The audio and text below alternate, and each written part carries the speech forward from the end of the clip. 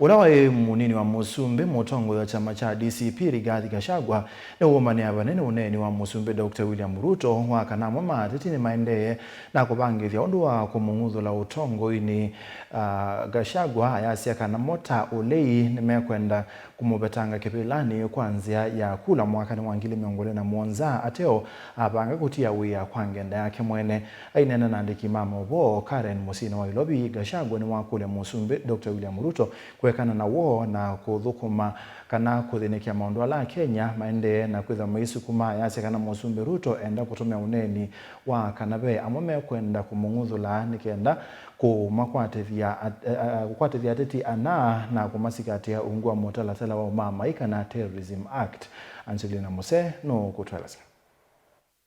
Gachagua yuni wavuthisya Uneeni wa President William Ruto wa kumitula muti mbaisi ya kiimani na siko sia ithokona ile itwaiswe kavindani ka maandamano na muthenyani wayo isioni kivathikonya wetekana kavindani ka ithoko sia usakwani wa 2007 Ruto ni wonekie konia mbai ina ithoko kavindani kau vala yu kwenda ukonia siko ina imwe sia ndongo ngalikonia Ulei kuma kiimani. This is a clear indicator that Ruto is working with governors and MPs allied to him to destroy businesses owned by the Kikuyu, the Meru and the Embu and blame it on people who don't support his administration.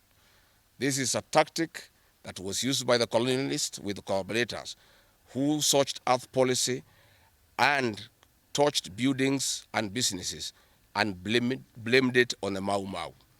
This divide and rule tactic will not work, Mr. Ruto. Gachagua yuno kuwetekana Uneeni uvanete kuvalusha biasala sia ene kuma mbaini sia kiimani na ila ni Ameru Ekuyu na Aembu kwa kutumia ing'endili kuvithukia na kwananga biasala ikavindani kamiatianio undu ula wawetekana ti wailu. These state-sponsored militia were key in torching of various parts of the country with ease of police assistance to prefer terrorism charges on specific people from Mount Kenya region. So far, about 50 young people are in courts in trumped-up charges of terrorism in scenarios of stage-managed crimes by the state.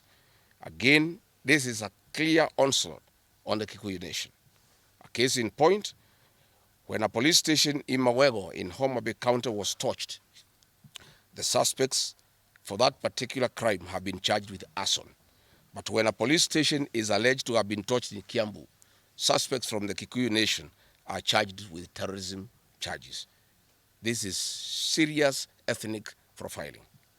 Last night, in Juja and Kirinyaga, these state-sponsored militia invaded various businesses.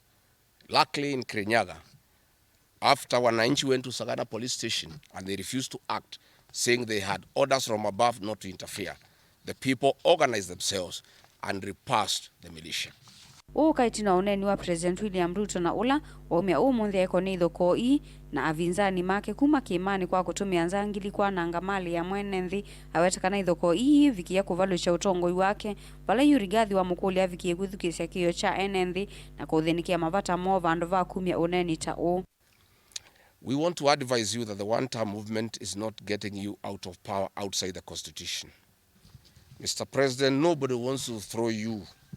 Nobody wants to overthrow your government. Nobody wants you out of power through unconstitutional means. Mr. President, I and the people we work with are on record. We want you to remove you from State House through the ballot in 2027.